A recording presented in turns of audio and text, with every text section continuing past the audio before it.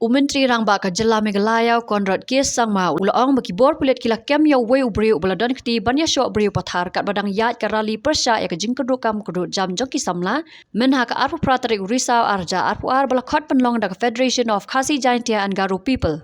Umentri rangba ulaong ru bakidon ki kali ki belasyak penjat tangba omde ki bejur hadukat ta ula pentep baka sorkar kaladap syong jialang halor kiti ki jingja. Ulaong bakidan ki weipat ki badon kiti ki belasim jing itu bat ki pulit kidang thwet yaki. Yes, we had the law and order meeting to review the situation that took place last 2 to 3 days back, and we have reviewed the entire situation, and we have instructed the police to take necessary action, and also for future situations, the necessary arrangements and necessary SOPs and all different kind of arrangements that need to be made for future.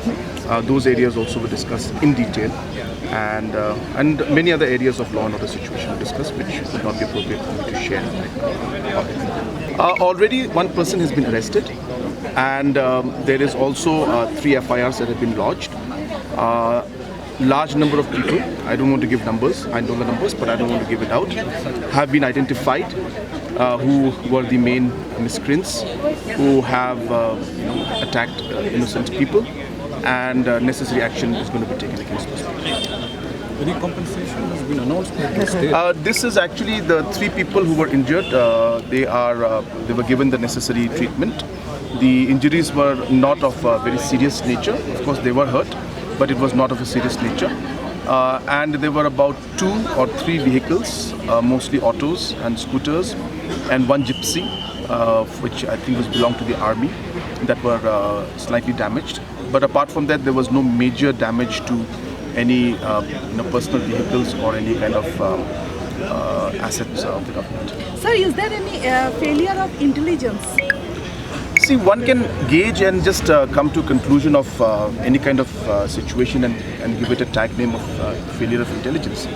But in situations like these, especially when organizations are there who are asking for different kind of permissions to hold these programs, there is a sense that, of course, as they've mentioned, that they will follow the procedures and everything.